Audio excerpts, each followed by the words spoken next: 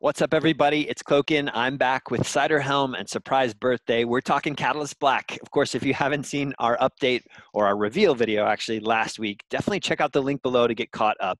But we're talking about some of the most asked questions that we have seen from the community since that reveal last Thursday. I'm going to start with the first one. How many different game modes are we going to see in this game? And can we talk a little bit more about the objectives themselves? Patrick, what can you say to that?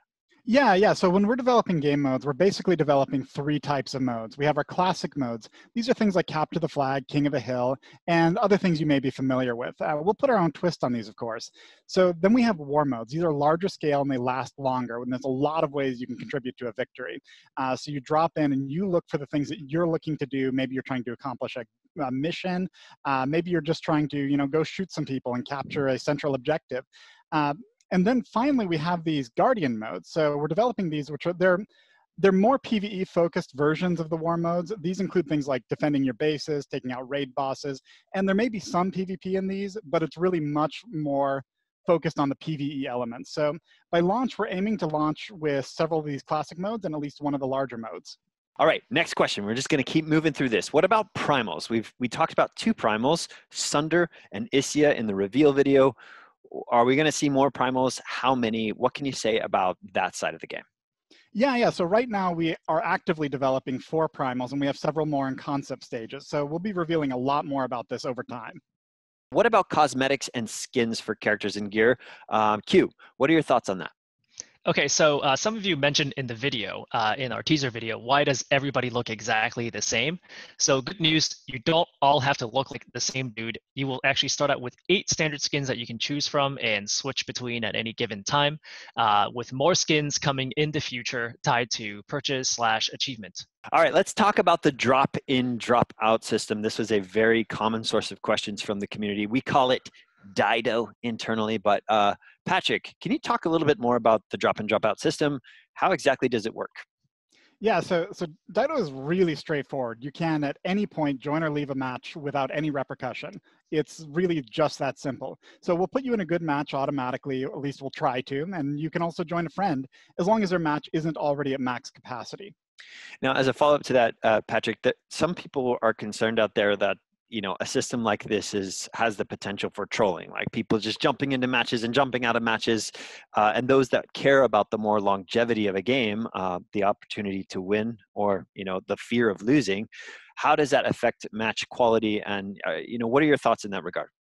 Well, we're still exploring a lot here, and we're obviously going to be gathering a lot of data, but there are some basic principles around this. So when you're actually in the match, you're rewarded for your actions. It's not like you just stay in there and idle out and hope that you get a win from your team and that's where all your rewards are coming from. No, you get it for killing things like other players, taking down objectives, completing missions.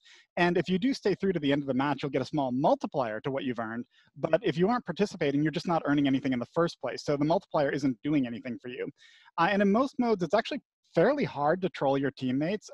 So if something like Capture the Flag, yeah, you can grab the flag, somebody can go do that. And that might annoy people for a bit, but these are fairly large modes. There's a lot going on, and it's really hard for someone to just go and target you. But in a lot of modes, there's actually almost nothing you can do to troll a teammate. You're just really underperforming. And you're not getting rewarded for it.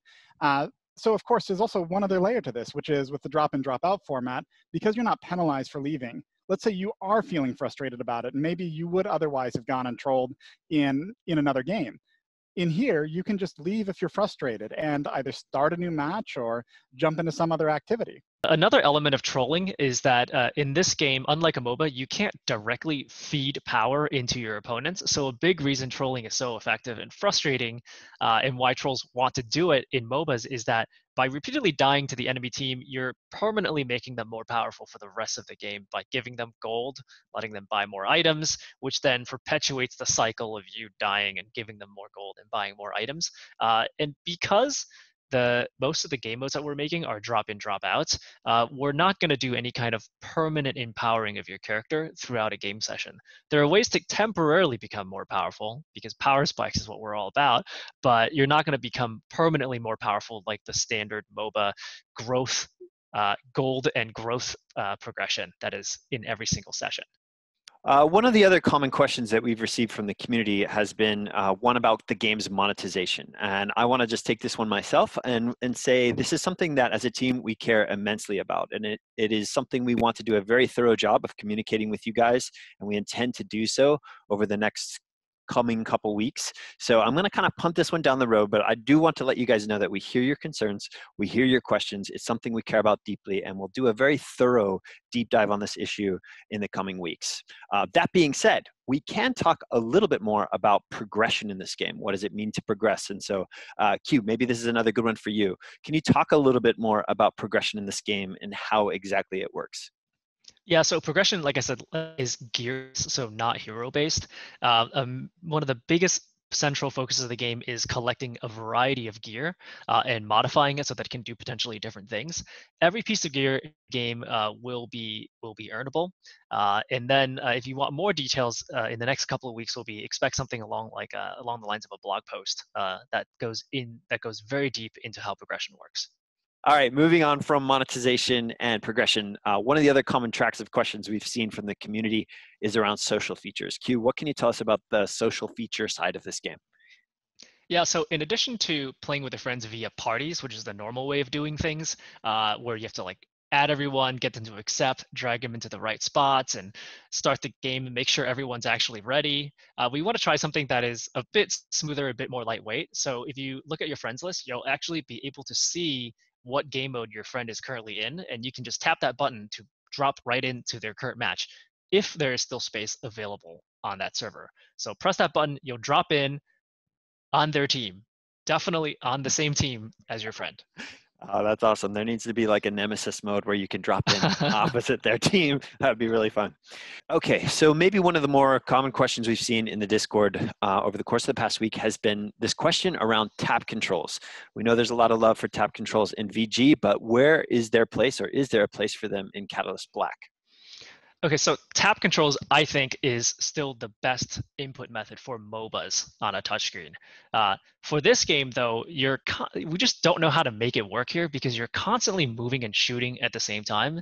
And the shooting that you're doing is not at a particular target. They're just location or direction. So they're skill shots. You're constantly moving and skill shotting simultaneously. And we don't know how to put that together with tap controls. Yeah. Hey, fair response.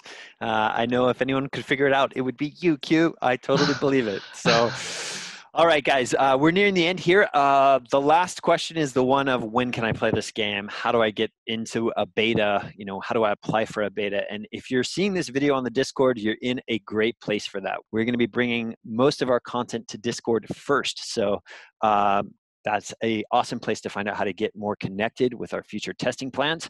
Also, you can submit your email on catalystblack.com if you'd like to be informed via email as well. So thank you so much for being here with us, guys. We're going to jump back into making this game, but you guys are awesome. Thanks for being here so early with us in the Discord and being a part of our community. If you'd like to join the Discord and you're hearing about this for the first time, discord.gg/catalystblack, and of course all of our social channels. You can find all the links below. Q, Patrick, anything else you want to say before we sign off?